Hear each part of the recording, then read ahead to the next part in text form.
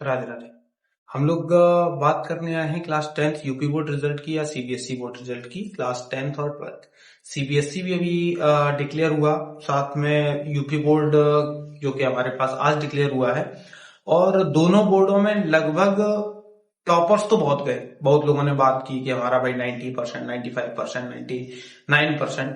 अगर हम लोग टॉपर्स की बात करें और स्पेशली मैथ सब्जेक्ट की बात करें तो बच्चों ने बहुत अच्छा किया।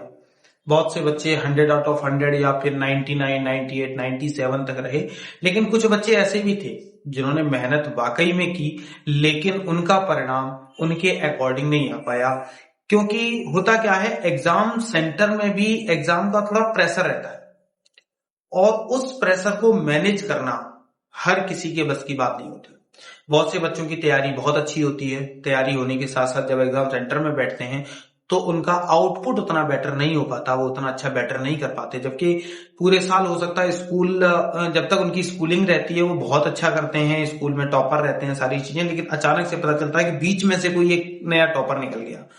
तो नया टॉपर आना कोई बड़ी बात नहीं है, टॉपर बन जाना कोई बड़ी बात नहीं है। मेन है आपको नॉलेज क्या है। आगे आपकी बात केवल नॉलेज पर होगी। जितना आपके पास नॉलेज होगी आप उतना बेटर कर पाएंगे। परसेंटेज के पीछे भागने का कोई लाभ नहीं है। लेकिन हम लोग क्या है, परसेंटेज के पीछे भाग रहे हैं कि हमारा परसेंटेज इतना ज्यादा, उसका परसेंटेज इतना कम।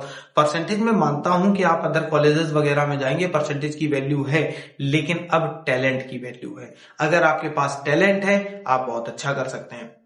साथ में बात कर रहे थे हम लोग बोर्ड एग्जाम की, तो बोर्ड एग्जाम में यूपी बोर्ड का भी आप रिजल्ट आ चुका है, सीबीएसई क्लास 10th का भी आ चुका है। अब केवल इंतजार है हमें आईसीएसई बोर्ड का। जैसे हमारे आईसीएसई बोर्ड, जो कि अभी तक ये सूचना मिल रही है कि आईसीएसई बोर्ड का जो रिजल्ट आएगा, आईसीएसई आईएससी बोर्ड का, वो हमारा फर्स्ट वीक ऑफ मई में आ जाएगा। और अगर मई में रिजल्ट आता है तो हम उसी के अकॉर्डिंग एक प्रोग्राम ऑर्गेनाइज करेंगे जिसमें हम कोशिश करेंगे कि सभी बच्चों, चाहे वो 99% रखता हो, चाहे वो 60% रखता हो, सभी को बराबर का सम्मान मिले। उसके मन में ये ना आए कि मेरे आज इतने ज्यादा परसेंटेज हैं तो मेरी वैल्यू ज्यादा है। मैं जानता हूं इसी वजह से बहुत सी ऐसी चीजें होती हैं कि बच्चा बहुत इतना डिप्रेस्ड हो जाता है, इतना वो सोच लेता है इन चीजों को देखकर। क्योंकि हम लोग क्या करते हैं, कंपैरिजन करते हैं कि फलाने का लड़का इतने परसेंटेज ले आया, तुमसे नहीं हो पाया। अब फिर कहते हैं कि बेटा कोई बात नहीं, तो उसको आप क्या करें, सपोर्ट करें। इस बार नहीं हुआ, नेक्स्ट टाइम होगा। और अगर आप मेहनत से लगे हैं तो आप बहुत अच्छा कर जाएंगे। कहा भी जाता है कि जिसको ज्यादा असफलताएं मिलती हैं आगे चलकर वही सबसे ज्यादा सफल व्यक्ति नजर आता है।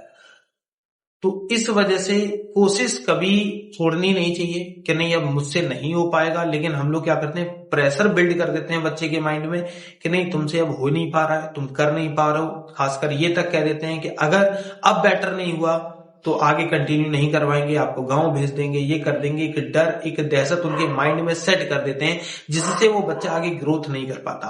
आप उसका सपोर्ट करें, एक फ्रेंडली हो। और फ्रेंडली, मैं ये नहीं कह रहा हूं कि इतने फ्रेंडली हो जाए कि बच्चा हाथ से निकल जाए।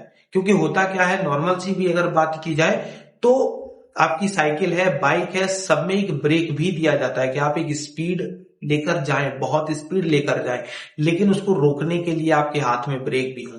तो आप इतना भी फ्रेंडली ना हो कि ब्रेक ही खत्म हो जाए, विदाउट ब्रेक गाड़ी स्पीड में चलती रहे। तो आप फ्रेंडली हो लेकिन इतना भी नहीं। और फ्रेंडली के साथ में बच्चे को एक एज अ फ्रेंड आप बताएं कि बेटा कोई प्रॉब्लम नहीं है। अगर परसेंटेज की कोई प्रॉब्लम, ऐसा कुछ है नहीं, आप टैलेंट बेच देखिए। अगर आपने मेहनत की है कहीं ना कहीं आप जरूर सफल होंगे।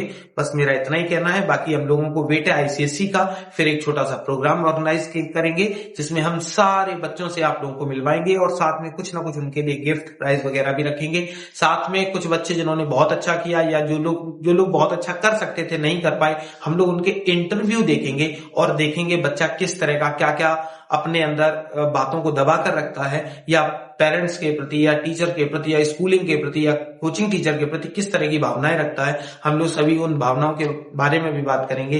एक साथ बैठेंगे तो हम लोग नेक्स्ट, जब जैसे पिछले ईयर भी मैंने एक सेमिनार किया था, उसमें भी सारे बच्चों को बुलाया, उनको गाइडेंस दी कि आगे किस तरह से क्या करना चाहिए क्या नहीं। हमारे साथ बहुत से और भी टीचर्स रहेंगे जो कि ये गाइडेंस देंगे कि क्या होना चाहिए क्या नहीं, सारी चीजें लाइव रहेंगी।